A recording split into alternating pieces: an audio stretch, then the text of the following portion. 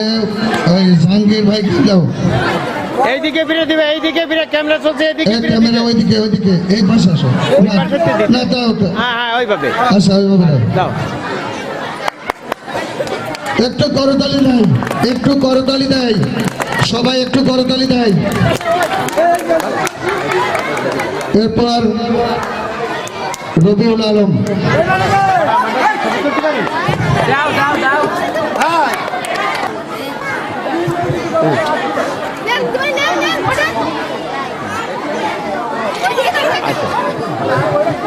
আচ্ছা তারপরে আচ্ছা আমাদের লিটন ভাই, হ্যাঁ লিটন লিটন হোসেন লিটন হোসেন। আচ্ছা আমাদের এই বিদ্যালয় সম্পর্কে আমি রবিউল আলম ভাইকে একটু মঞ্চে আসার জন্য অনুরোধ করছি, তার অনুভূতি ব্যক্ত করার জন্য। চেয়ার সিটিং এ যাচ্ছিল ভাই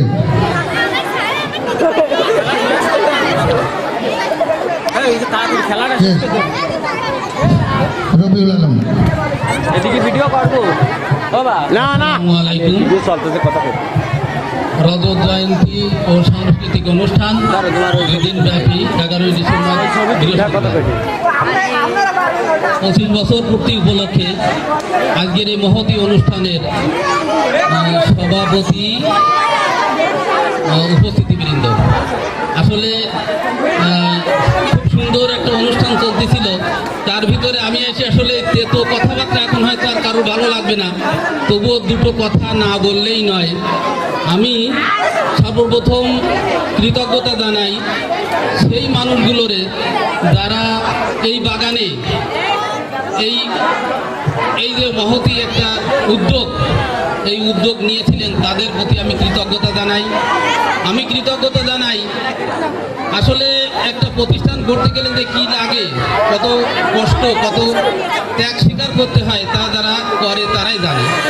তো আমি সেই লোকদের কৃতজ্ঞতা জানাই যাদের মহৎ উদ্যোগে যখন দেখা যাচ্ছিল যে আর হবে না এই প্রতিষ্ঠান, তারপরেও তারা এই বাস ধরে বসেছিল এই বাগানেই যে একদিন এই প্রতিষ্ঠানটা হবে। আজকে যে প্রতিষ্ঠান এ জায়গায় হয়েছে, এই প্রতিষ্ঠানটার উদ্দেশ্য কি? উদ্দেশ্য হচ্ছে ছোট ছোট বাচ্চাদের লেখাপড়া। আমি মনে করি, আমার ব্যক্তিগত অনুভূতি, যে বাচ্চাগুলো আসলে হিন্দু না, মুসলমান না, খ্রিস্টান না, বৌদ্ধ না, এদের পরে কোনো ধর্মও বর্তায় না। সেই ছোট ছোট প্রতিকাতা বাচ্চাদের সুশিক্ষিত করার, ভবিষ্যতের মানুষ রূপে গড়ে তোলবার জন্য যে উদ্যোগ, সেই উদ্যোগ নিয়েই এই মহতী মানুষগুলো এই জায়গায় এই প্রতিষ্ঠানটা গড়েছিলেন। আমি তাদেরকে এই 25 বছর পূর্তি উপলক্ষে সশ্রদ্ধ সালাম জানাই, তাদের প্রতি আমি বিনম্র শ্রদ্ধা জানাই। তো আসলে প্রতিষ্ঠান যে জায়গায় হয়, লাভবান হয় কিন্তু তার আশেপাশের লোকজন। আমার নিজস্ব অভিজ্ঞতা, আমরা যখন ঝাউতলা প্রাইমারি স্কুলে পড়তাম, তখন আশেপাশের লোকজন তো খুব বেশি লেখাপড়া করতো না, আপনারা সবাই জানেন।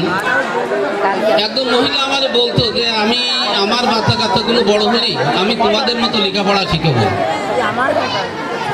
আর আজকে সেই মহিলার বাচ্চারা, তিনটেই এমএ পাস। এই অনুভূতিটা তার কোথা থেকে আসলো তার সামনে দিয়ে যারা চলাচল করে, তারা লেখাপড়ার জন্যই যায়। তাদের আচার আচরণ, তাদের চলাফেরা, তাদের কথাবার্তা তার ভালো লেগেছে। আজকে যদি এ জায়গায় স্কুল না হয়ে অন্য কোনো একটা প্রতিষ্ঠান হতো, যে প্রতিষ্ঠান মানুষ গড়ার জন্য না, তাহলে কেমন হতো? আমার মনে হয় যে আশেপাশে যারা আছে, যে সমস্ত এই স্কুল কেন্দ্রিক যে বাড়িগুলো, তারাই সব থেকে লাভবান। আমি খুব দুঃখের সঙ্গে জানাচ্ছি, মানে আমি আমার দুঃখের সঙ্গেই বলতে হচ্ছে যে তাদের অনেকেই আজ এই অনুষ্ঠানে নেই।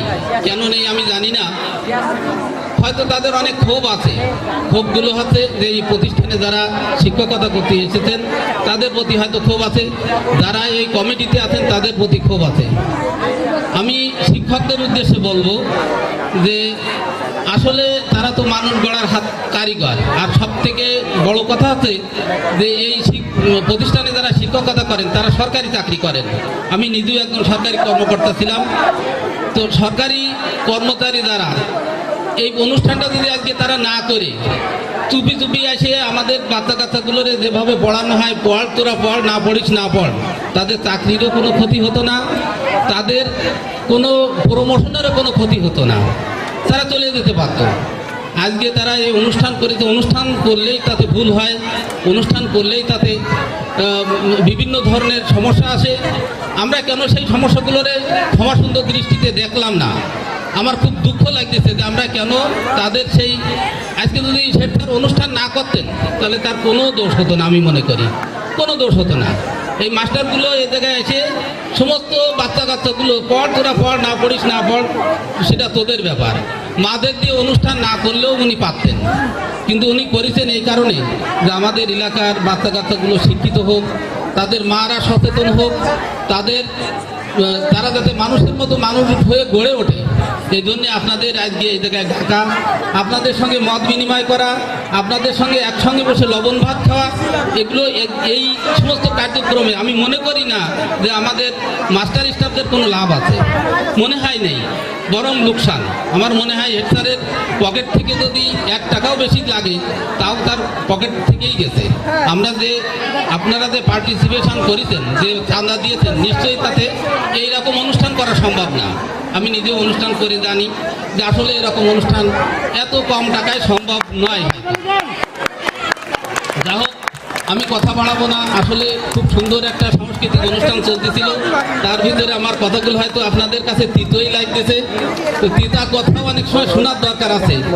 আমি আপনাদের কাছে আরও একবার অনুরোধ করব যে আপনারা এই মাস্টারগুলোরে এই জায়গায় যারা কমিটিতে যারা আছেন বা মাস্টার সাহেব যারা আছেন, এনাদেরকে আপনারা সর্বতোভাবে সহযোগিতা করবেন।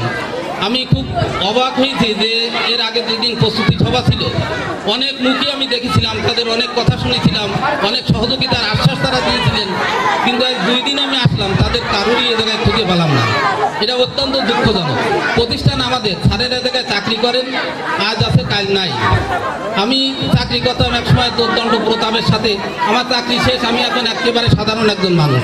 স্যারেরা জায়গায় চাকরি করেন, 2 দিন পরে তাদের চাকরি শেষ হয়ে যাবে, তারা তাদের মতো সাধারণ হয়ে যাবে, কিন্তু প্রতিষ্ঠান আমাদের থাকবে। আমি আশা করি এই প্রতিষ্ঠান দ্বারা আপনারা অবশ্যই আরও অনেক দূর পর্যন্ত নিয়ে যাবেন, এই আশাবাদ আমি ব্যক্ত করি। আমি আপনাদের কাছে উদ্যত আহ্বান রাখি, আপনাদের কাছে অনুরোধ রাখি, যদি কোনো ভুল ভ্রান্তি অনুষ্ঠানে হয়েই থাকে আপনারা আসেন, সবাই এক জায়গায় বসেন, আপনারা বসে এর একটা সমাধান করেন। আমি জানি যে প্রাইমারি স্কুলের শিক্ষা সম্পর্কে অনেকেই নেতিবাচক ধারণা করেন।